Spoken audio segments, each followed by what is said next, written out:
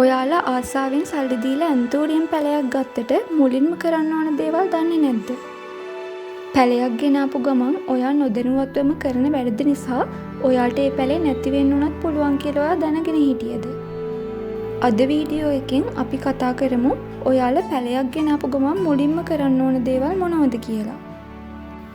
Video එකට යන්න කලින් පුංචි මතක් කිරීමක් කරන්නම්.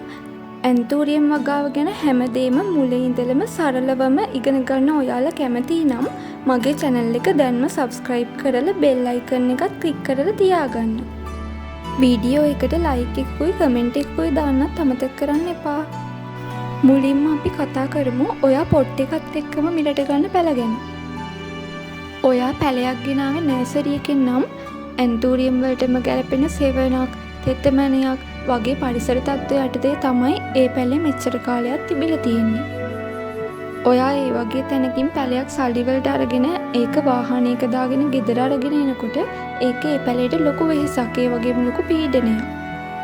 ඔයාගේ ගෙදර දැන් තියෙන පරිසරේ නර්සරි එකේ පැලේ තියෙනකොට තිබුණ පරිසරේ ඒ දෙක සම්පූර්ණයෙන්ම වගේ වෙනස් පරිසර දෙකක් නේ.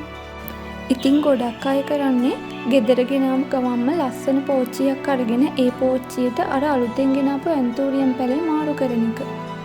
ඒක නිසා අදින් පස්සේ ඔයාලා ඒක කරන්න යන්න එපා. ඔයාලා අලුත් පැලයක් ගෙනාවට පස්සේ ඒක ගෙනාපු ගමන්ම අලුත් පොට්ටයකට මාරු කරන්න යන්න නැතුව සති දෙකක් විතර යනකම් ඒ පොට් එකේම ඒ පැලේ තියෙන්න දෙන්න. ඊට පස්සේ ඒ පැලේ ඔයාලගේ ගෙදර තියෙන පරිසරයට හුරු වුණාට පස්සේ පුළුවන් ඔයාලට ඒක අලුත් පොට් එකක් අරගෙන ඒකට මාරු කරගන්න. ඔයාලා ඔන්ලයින් ඕඩර් කරලා ගන්න පැල ඔයාලට ලැබෙන්නේ පොට් එකත් එක්ක නෙවෙයිනේ. ඒක නිසා අපි දැන් බලමු ඒ වගේ පැලයක් ගත්තට පස්සේ අපි මොකද්ද කරන්න ඕන කියලා. ඔයාලා ඔන්ලයින් ඕඩර් කරලා පැලයක් ගන්නකොට ඒ පැලේ ඔයාලගේ අතට ලැබෙන්න දවසක් එහෙම නැත්නම් දෙකක් වගේ කාලයක් ගත වෙනවනේ. එතකොට ඒ දවසක් දෙකක් වගේ කාලය පුරාම ඒ පැලේ තියෙන්නේ සම්පූර්ණයෙන්ම වහපු අඳුරු පෙට්ටියක් ඇතුළේනේ. ඉතින් ඒ වගේ කූරියර් එකකින් ආපු පැලයක් ඔයාලගේ අතට පත් වෙනකොටම ඒ පැලේ තියෙන්නේ ගොඩක් මහන්සි වෙලා ලොකු පීඩනයකට පත් වෙලා. ඒක නිසා ඔයාලා ඒ වගේ පැලයක් ගෙනාපු ගමන් ඒ පැලේ පොට් කරන්න යන්න එපා. එහෙනම් අපි බලමු අපි ඒකට මොකද්ද කරන්න ඕන කියලා. කූරියර් එකකින් ආපු පැලයක් ඔයාලා බොක්ස් එකකින් එළියට ගත්තට පස්සේ ඒ පැලේ මුල් වටේ ඔතල තියෙන පොලිතීන් එහෙම නැත්නම් කඩදාසි වගේ දේවල් ඉතාම පරිස්සමින් ඉවත් කරගන්න. ඊට පස්සේ භාජනයක් අරගෙන ඒකට සාමාන්‍ය වතුර පුරව ගන්න. ඔයාලා ගාව තියෙන වතුර ක්ලෝරින් නැති වතුර නම් ගොඩක්ම හොඳයි. ඔයාලා ගාව දිලීරනාශක තියෙනවා නම් ඒකෙන් ටිකක් අර වතුරයකට දාලා ඔයා ඒක හොඳට දී කරගන්න. දිලීරනාශක වර්ගයක් නැත්නම් ඔයා සාමාන්‍ය වතුර උනත් කමක් නැහැ, මේකට පාවිච්චි කරන්න පුළුවන්.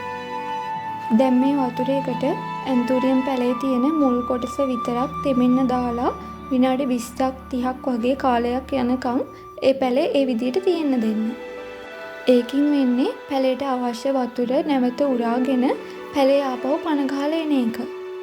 ඊට පස්සේ ඔයාට පුළුවන් පැලේ අරගෙන අලුතෙන් පොට් එකක හිටවන්න.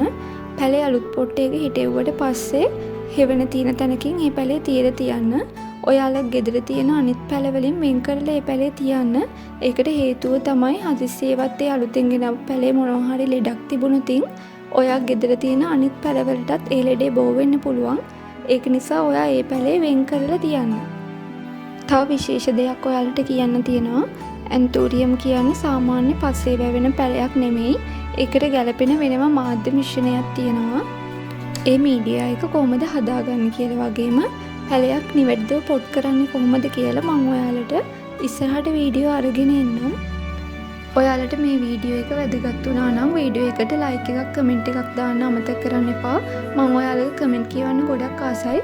ඒ වගේම channel එක subscribe කරන්නත් අමතක කරන්න එපා. ඔයාලා හැමෝටම සුබම සුබ දවසක්.